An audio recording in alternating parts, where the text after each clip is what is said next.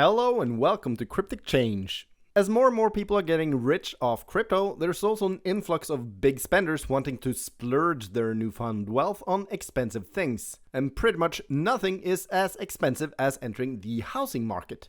However, almost all transactions on the housing market still goes through traditional banks, who it turns out are not at all happy about common folk getting rich off crypto and are actually refusing people to use their fully legal crypto games to buy the houses of their dreams. Just here in Norway, there's been several instances of people who have been denied purchasing houses and apartments with money they have rightfully earned on crypto. And apparently the banks will make up a lot of bogus excuses and claim they won't accept money from cryptoscene because of fear of money laundering or drug sales or even funding of terrorism. But this is of course all baloney, and the real reason is obviously that these banks are terrified of what crypto can do to upend their own financial racket. However, I actually managed to buy my dream house with crypto without a single objection from any banker. And even though I didn't really take any conscious measures to escape their evil eyes, it turns out I might actually have done a few things accidentally, which kept me out of the limelight and made the purchase go off smoothly. And I must stress here, none of this is illegal, and I didn't even do any of it consciously to avoid the banker's wrath. But when I've talked to others who's had problems with banks when trying to purchase homes, several people have pointed out that I may actually have gone through some steps on pure accident, which made the process resolve without a hiccup. And I'll tell you all about it as soon as you hit that like and subscribe button. Now, what I did was really not very complicated, and all you need is basically three things. One domestic crypto vendor and two accounts on different banks.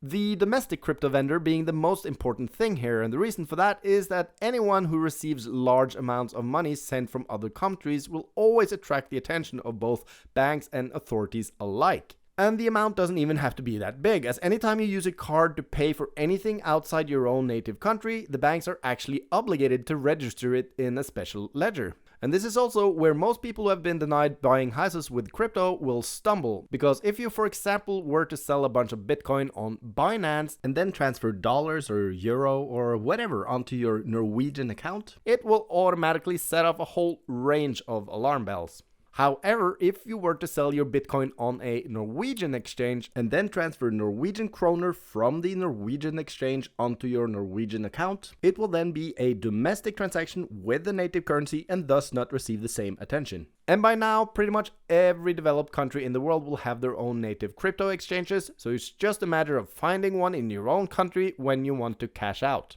And here in Norway, we have a vendor called bitmynt.no, which makes the process even easier by letting you set up a fixed Bitcoin address, which will automatically buy up any Bitcoin you send it and transfer the according amount in fiat to your bank. This means that you don't even have to go through the actual process of selling your coins, but can just transfer them to a set address and the rest will go automatically. But if a service like that is not something which can be found wherever you might live, then the key thing here is to use a local exchange so as not to receive fiat funds from other countries.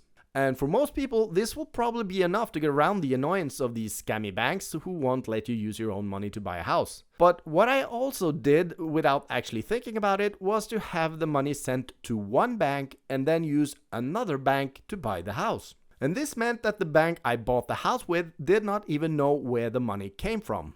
But still, this is not illegal in any way, and if they wanted to check, they would probably have no problems talking to the first bank and seeing that the money came from crypto. But again, the key thing here is to not set off any automatic alarm bells. So for all this bank knew, I just bought a house and paid with a lot of money I had in another bank. So again, nothing complicated at all, but on pure coincidence, my own formula actually had a few more steps, which might have made the whole process even less obvious for the banks. Because the dream house I currently live in was not my first entry onto the housing market, and I used to have an apartment which I was still paying the mortgage on. So what I actually did was not to use my crypto to buy a new house, but instead to pay off the mortgage of my old apartment, and then use that apartment as collateral to get a much bigger loan for the new house, which I'm now again paying off with crypto through two different banks. So some of these steps might be totally unnecessary, but I'm just saying what I did and worked for me. And even though the paper trail is obviously still there, after all, that's part of the whole point with Bitcoin and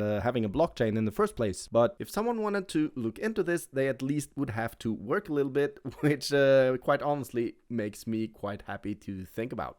Now, even if you're not already part of the housing market but are looking to buy your first home, then it still might be a good idea to first look for a cheaper apartment and then pay off the mortgage for that with crypto before you go off searching for that fantastic mansion you always wanted. And since looking for that dream home can take a while anyway, I was personally scouring the market for like 6 years before I found the perfect place. It's always smart to get your foot in the door while you're searching. And also, it's a great way to diversify your portfolio and secure some gains. And I've personally bought and sold a bunch of apartments over the years, and in my view, the housing market is actually quite similar to that of crypto, in that it might go up and down every now and then, but if you zoom out and just hodl, you're pretty much guaranteed great profit in the long run. And if you want some more tips on how you can afford that initial apartment in the first place, then stay tuned because I got some more videos coming up with some nifty ways on how to save and make money. And that's all I have for you today, my cryptic friends. Please remember to hit that like and subscribe button, and I hope you too can end up living in the house of your dreams.